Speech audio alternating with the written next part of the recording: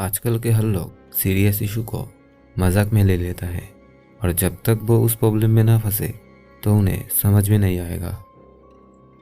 ये मूवी शुरू होती है 3 लड़कियों से जो कि हैलोवीन पर एक हेलो फेस्ट नाम की एक जगह पर गए थे। वहां पर लोगों को एंटरटेन करने के लिए कई सारे डरावने चीजें रखे गए थे। घूमते घूमते एक दोस्त उनसे अलग हो जाती है और तभी उनके पास एक मास्क पहने हुए आदमी आता है और वो कुछ समझ पाती उससे पहले ही वो मार्क्समैन उसे चाकू मारकर मौत के घाट उतार देता है और उसकी बॉडी को बाकी के बॉडी के साथ लटका कर रख देता है। और जब तक लोगों को उस लाश से बदबू नहीं आएगी तब तक उन्हें ऐसा लगेगा कि ये बॉडी नहीं बल्कि एक डेमी है। अब यहाँ पर सीन काट होता है और कुछ साल बाद सीन दिखाया जाता है जहाँ पर नेटली नाम की एक लड़की अपने दोस्त ब्रोक के घर पे रहने के लिए आई थी। लेकिन नेटली को ये देखकर बुरी लगती है कि टेलर भी उसके साथ रहती है। नेटली टेलर को जरा भी पसंद नहीं करती थी और नेटली को ब्रोक आज की रात में हैलोवीन प्लानिंग के बारे में बोलती है। आज वो सभी हैलोवीन के मौके पर उस हेलो फेस्ट पर जाने वाली थी डरावने चीजें देखने के लिए। अब रात को वो सभी हेल फेस्ट पर जाती है जहाँ पर कि उनके बाकी के दोस्त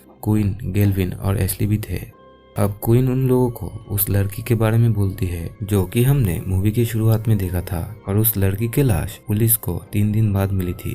सभी लोग इस बात को इग्नोर करके वहाँ पर एंजॉय करने और वहाँ पर रखे डेमी के साथ फोटोशूट करने में बिजी हो गए थे। और कुछ ही देर में वहाँ पर एक आदमी आता है और मास्क पहनकर वहाँ के एक डिश के बीच में मिल जाता है। गलती से वो एक लड़की से टकरा जाता है और वो लड़की उसको इंसल्ट करती है जिसके बाद में वो एक नाइफ को उठा लेता है। और इधर बाकी सारे लोग डरावने चीजों को देख रहे थे और इसी दौरान लड़कियां लड़कों से अलग हो जाती है। लड़कियां एक रूम में आ जाती है जहां पर कि वही लड़की थी जिसने उस मार्क्समैन को इंसल्ट किया था और वो लड़की बहुत ही ज्यादा डरी हुई थी और बाकी के सारे लड़कियों को ये लग रहा था कि वो मजाक कर रही है। वो लड़की एक पर्दे के पीछे छुप जाती है और तभी वहाँ पर वही मार्क्समैन आता है। नेटली इन सब को शो समझकर उस मार्क्समैन को वो लड़की कहाँ है ये बता देता है और मार्क्समैन जाके उस लड़की को निकाल कर उसे चाकू मार देता है। और वहाँ पर सभी लोगों को ये सब एक शो ड्रामा लग रहा था। अब वहाँ से बाहर आने पर लड़कियों को लड़के लोग मिल जाते हैं लेकिन नेटली ये नोटिस करता है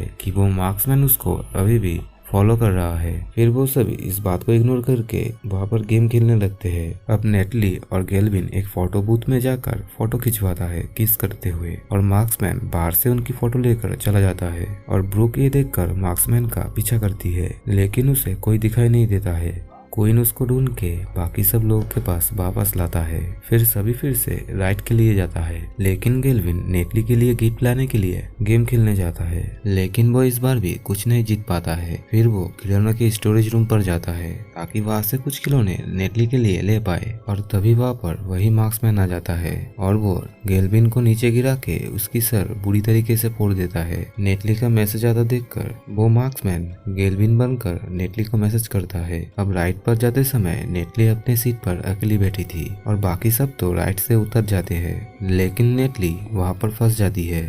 अब नेटली के पास वही मार्क्समैन आता है और वो डर के वहाँ से भागने की कोशिश करती है लेकिन वहाँ का सेफ्टी लॉक नहीं खुलता है। लेकिन कुछ देर में ये पता चल जाता है कि ये बस नेटली को डराने के लिए एक नाटक था और उन सभी को अलग अलग एक्टर आके डरा रहे थे और ये सब वो लोग काफी ज्यादा एंजॉय कर रहे थे। अब फिर वो लोग लड़के और लड़कियां अलग अलग होके दूसरी जगह एक्टिंग देखने के लिए जा रहे थे और लड़के एक जगह पर सेपरेट हो जाते हैं और नेटली बाकी लड़कियों से अलग हो जाती है जहाँ पर एक रूम में नेटली को वही मार्क्समैन दिखाई देती है और वो डर के वहाँ से बाहर आ जाती है और बाकियों को इन सब के बारे में बोलती है लेकिन सभी इसे एक नाटक ही समझ रहे थे। अब इधर एशियर अभी तक बाहर नहीं आया था और मार्क्समैन एशियर को पकड़कर उसकी आंखों में सिरिंज घुसाकर उसे मार डालता है और फिर बाहर मॉन्स्टर के मास्क पहने हुए एक आदमी नेस्ले के ऊपर उल्टी कर देता है। फिर नेटली उसे साफ करने के लिए जाती है। अब फिर हम देखते हैं मार्क्समैन उसके पास ही खड़ा था पर नेटली को वो नजर में नहीं आता है। फिर वो जब टॉयलेट में जाती है तो उसे पास से ही गेल्विन के फोन की आवाज सुनाई देती है। तभी वो बाहर जाने के समय किसी के पैर को नोटिस करती है जो कि उसका दरवाजा खोलने की कोशिश कर रहे थे।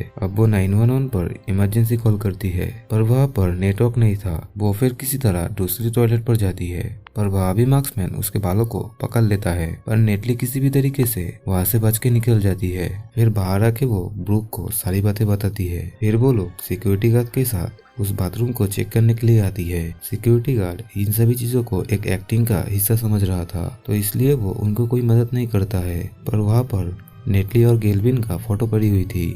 दोनों बाहर आकर टेलर और क्वीन से मिलते हैं और वहां से जल्दी से निकलने की बात करते हैं, लेकिन एशर और गेल्विन का कोई अता पता नहीं था। और तभी वो लोग ये नोटिस करती है कि टेलर वहां पर चल रही एक मैजिक शो में हिस्सा लिया है और उस शो में उसके सर को काट के दिखाने जाने वाला था। और तभी नेटली मार्क्समैन को टेलर के पीछे नोटिस करती है। नेटली किसी भी तरह उस शो को रोकने जा रही थी, लेकिन तब देर हो चुकी थी और मैजिक शो परफॉर्म हो चुका था। और वो मैजिशियन टेलर का कटा हुआ सर ऑडियंस को दिखाता है, लेकिन वो टेलर का सन नहीं था और पीछे बैक स्टेज में टेलर बिल्कुल सही थी। लेकिन तभी वो मार्क्समैन वहां पर आके टेलर की गले पर वही ब्लेड चलाता है, लेकिन धार नहीं होने की वजह से टेलर का गला नहीं कटता है। अब टेलर किसी भी तरीके से वहां से निकलकर लोगों के बीच में आ जाती है, पर वो मार्क्समैन उसे चाकू मार देता है और क्वीन वहां पर उसे रोकने के लिए आता है, इसलिए वो क्वीन को भी मार डालता है। और अब जाकर सभी को समझ में आ गया था कि यहाँ पर एक असली किलर घूम रहा है। फिर सभी लोग डर के वहां से भागने लगते हैं और अपने जान बचाने के लिए नेटली और ब्रूक एक दूसरे एक्टिंग के जगह पर घुस जाते हैं। फिर मार्क्समैन उन्हें मारने के लिए एक कुल्हाड़ी लेकर उन्हें ढूंढ रहे थे। फिर नेटली और ब्रूक सभी रूम में घुस के बाहर जाने का रास्ता ढूंढ रहा था। फिर वो दोनों एक अलमारी में छुप जाते हैं और उनके पास फोन थी, लेकिन कोई सिग्नल नहीं थी।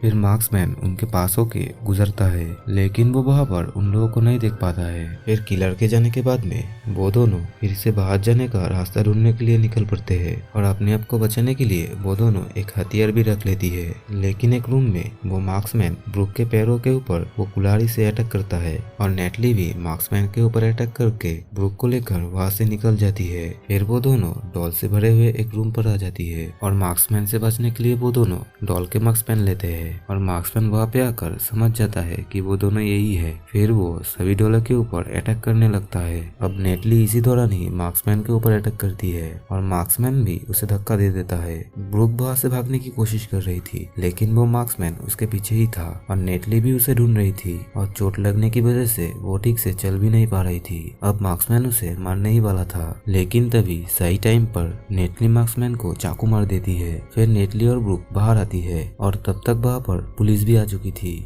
लेकिन अजीब बात ये थी कि पुलिस को मार्क्समैन की बॉडी कहीं पर भी नहीं मिलता है और यहाँ पर हम उस मार्क्समैन को अपने घर पे देखते हैं, जिसकी एक बेटी भी थी। फिर वो मार्क्समैन इस साल के हैलोवीन के मास्क को अलमारी में सजा के रखता है, जहाँ पर की और भी सारे खून से भरे हुए मास्क पड़ी हुई थी, जिसे पहन के मार्क्समैन ने इससे भी पहले बहुत सारे किल की थी। दोस्तों, इस मूवी में नहीं बताया गया कि वो मार्क्समैन कौन था और वो सारे किलिंग्स क्यों कर रहा था। वो घर में अपनी बेटी के लिए एक अच्छा पिता था, लेकिन वो हर साल हैलोवीन पर बेकसूर लोगों की जान लेता था और हैलोवीन के दौरान उस पर कोई शक भी नहीं करता था और सभी उसके चीजों को एक ड्रामा समझते थे और सभी लोग इन सभी चीजों को ड्रामा और मजाक समझ के अपनी जान गंवा दी थी।